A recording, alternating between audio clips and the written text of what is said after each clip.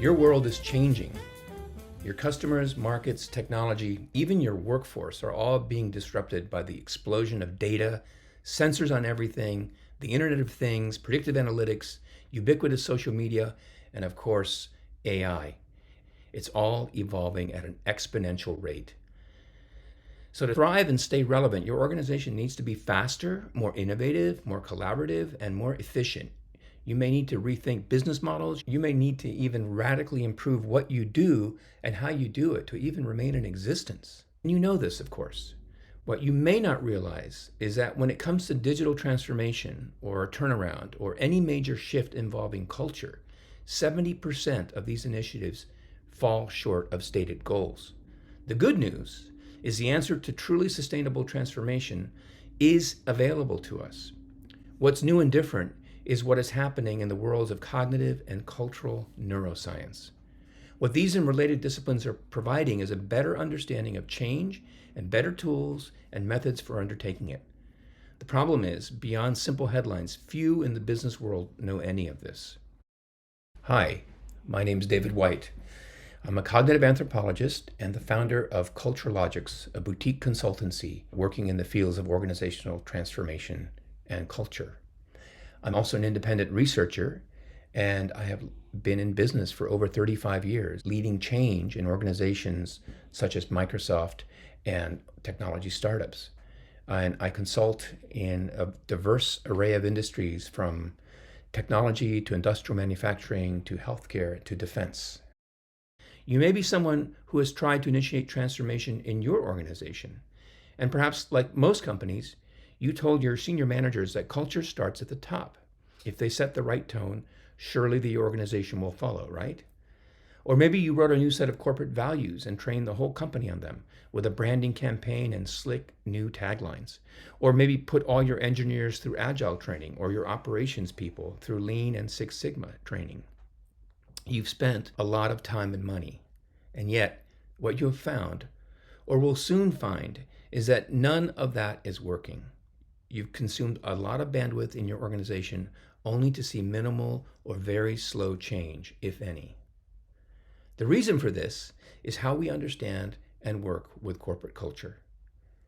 You see, the culture industry, and it's $1 billion industry, is largely built on anecdote, myth, and very old science from the early part of the 20th century, much of which has been debunked.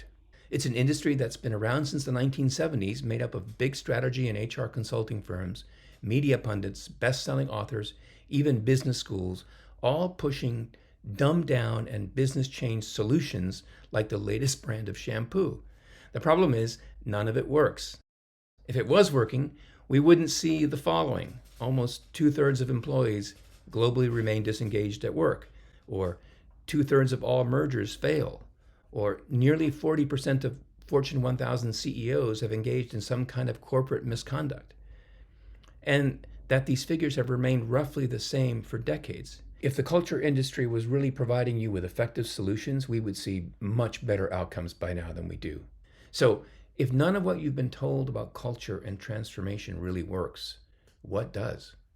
The answer requires a little understanding of what's been going on in the science of culture over the last 3 decades. I'm not talking about what's going on in business schools. I'm referring to work on the so-called cultural mind emerging from cultural neuroscience and related fields. What these disciplines are showing is that the way we think about culture in business is just wrong. It's well-intended, but misguided. Culture is not values. Culture is not a mirror of the leader's personality. It's not behavior. It's not attitudes. These things actually may relate to culture, but they're symptoms and not the core of culture. And so for all these years, we've been trying to address the problem by going after symptoms versus root cause. No wonder it hasn't been working. At the core of culture are certain building blocks cognitive scientists know as cultural schemas and cultural models. We call them dominant logics because they take shape as a kind of shared logic or way of making sense. Dominant logics are mental models that we share and take entirely for granted. For example, how do we know not to stare at strangers? Or how do we know how to order food in a restaurant? Or how do we know how to line up for tickets at a movie or a concert? Or how to act in a meeting? These and millions of other similar kinds of knowledge we hold in our heads but don't use until we have to in a particular context. These are cultural models or dominant logics. So learning how to identify and change this kind of tacit knowledge, these dominant logics, is the surest path to real transformation because it gets at what is blocking your transformation to begin with. What keeps your organization, in other words, anchored to the status quo.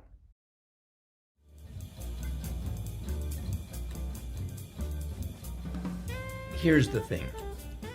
As a business leader, you've been fed a lot of hype over the years from the culture industry, which makes sense. Management consulting services in the US is a $70 billion industry. Type in corporate culture today on Amazon and you'll get over 50,000 hits. We have chief culture officers. Most sports teams preach culture. We have books on how to build culture, how to fix culture, even how to survive culture. And some claim you don't need to lead a company at all, you just need to lead your culture. And so the results of all that, countless hours are wasted every year on old myths and methods that just don't work. All because the culture industry successfully peddles myth, anecdote, and very old science.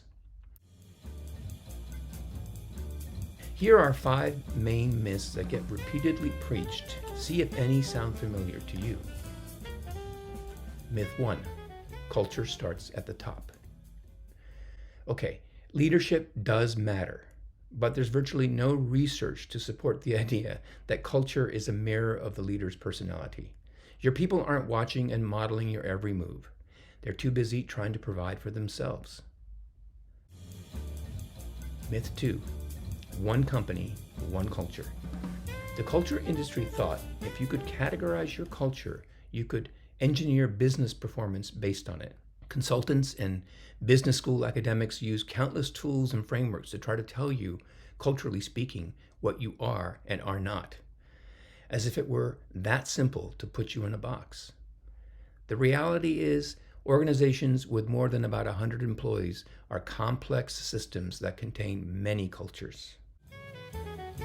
Myth 3, culture is made up of values. Values mean different things to different people, and in a global company, they're virtually worthless as a way to influence culture. Myth 4, culture's attitudes, and attitudes are behavior. Employee attitudes may reflect some aspect of a culture, to be sure. They may also be reactions to an underlying dominant logic. And studies show that people's self-reported attitudes do not necessarily dictate their behavior. Myth 5, good culture leads to business success. The bestsellers of the 1980s claimed that great culture equals great business performance. The problem was, several of the companies with so-called great cultures later went out of business. The truth is, research has never turned up a direct link between culture and business performance, which doesn't mean we shouldn't try to make our organizations more humane and productive places that can actualize human potential. But just don't buy the consulting BS that great cultures equal eternal profits and shareholder values. It's a lot more complex than that. Why do so many consultants and writers still push these myths? Well, because dumbing down culture to a single variable makes it easier to sell to you. Intelligent, well-meaning leaders buy books and pay millions in consulting fees because these ideas make culture change sound simple and straightforward. And to be fair, there hasn't really been a better option until now. Real, lasting transformation doesn't come from a bestseller or a 12-step program. It comes from changing the dominant logics that underwrite your cultural system. This is the surest path to real transformation, and ultimately the innovative and collaborative and efficient business that you want and need. To go forward with a dominant logics-based business transformation takes a bold leader who is intellectually curious, thoughtful, pragmatic, and interested in the science behind what really works. It's not something that someone can wave a magic wand and do for you. It takes someone who is willing to internalize and operationalize the modern science so that you can lead your company to lasting change.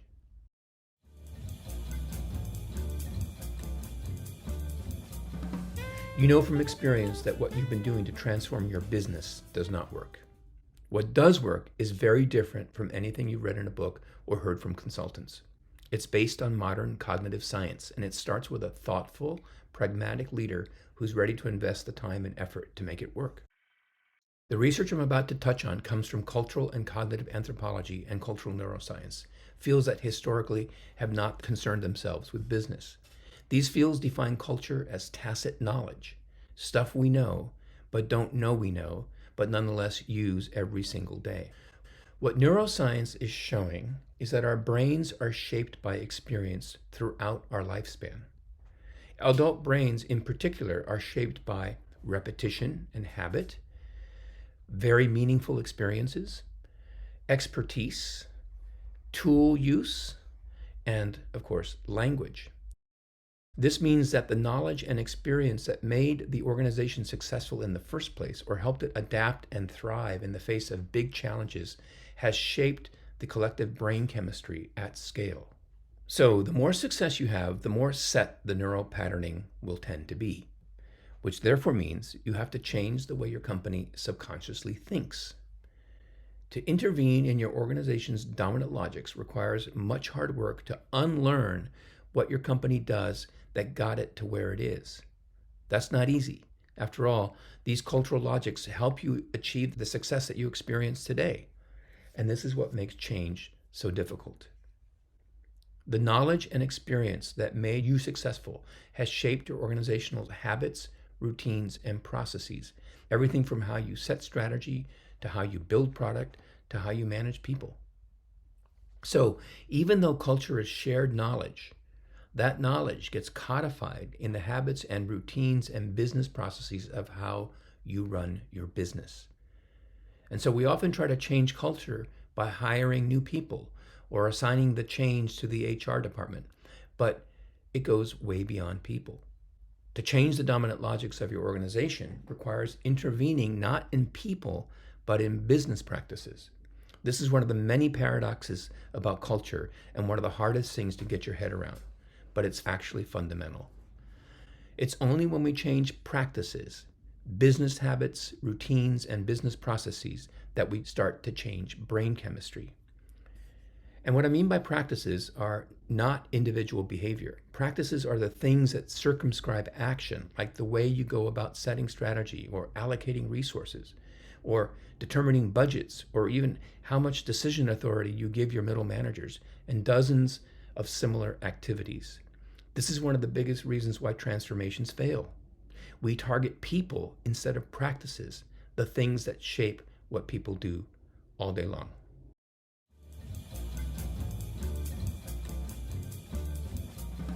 A client once said to me, if you always do what you've always done, you will always get what you've got. This summarizes the new science of culture pretty well. There is a better way to achieve lasting transformation. Better science, better methods, better tools, all available through new research in cultural psychology, cognitive anthropology, cognitive sociology, and cultural neuroscience, science that many in the business world are unaware of. So, if you want to get serious about transformation, here are a few things you might consider. This is a high-level outline. There's much more to it, and this is no 12-step program. First, you have to be able to separate signal from noise. What do I mean by that? Much of what we normally equate with culture, like norms, behavior, corporate values, are reactions to or compensations for dominant logics in your organization. So to spot the dominant logic, you have to learn to see patterns. And these are the patterns underneath the noise. Second, when you start bringing dominant logics to the attention of other business leaders, you'll likely be met with resistance. You will hear how the organization has always done it this way, or how you wouldn't be here today were it not for these logics in such and such a practice, etc. You'll be accused even potentially of ignoring history. This is a very natural reaction. So you, as the change leader, have to be willing and able to engage this resistance in a thoughtful and productive way. This is not easy, but we can help you learn these skills and develop the change mastery to be a transformational leader. These are life skills, and you will forever possess them. Third, identifying the dominant logics in your organization is only the beginning. After that, the real work begins of incubating practices that can support new dominant logics or sustain the existing ones that you want to take forward. In short, this is a systematic process of using methodology from the latest brain and cultural science to empirically pinpoint what keeps your organization from changing, and then teaching you and your organization to master driving sustainable change for yourselves. You see, you don't need an army of consultants to do this for you. You just need the skills and willingness to engage your organization. So, let me summarize. Here are a few key takeaways. Number one, stop focusing on people and start focusing on practices. Number two, stop making culture an HR issue and instead ask if your essential business processes, the very ones you think are key to your success, accelerate or delay your intended change. When I say practices, I don't mean individual behavior. I mean the very processes and routines by which you run your business. It takes exceptionally self-aware and curious leadership to understand that the very practices that make them successful may be also the ones that hold them back. And while that may be hard, it's entirely possible, especially if you admit that the world as you know it today will not be the same one confronting you tomorrow. Your board members, customers, partners, and employees will be eternally grateful if you do this, because you will have done what few today do. That is, successfully transform your organization to face the challenges of the 21st century. Don't hesitate to reach out. We're happy to discuss this with you to see if we might be a good fit to help you in your transformation.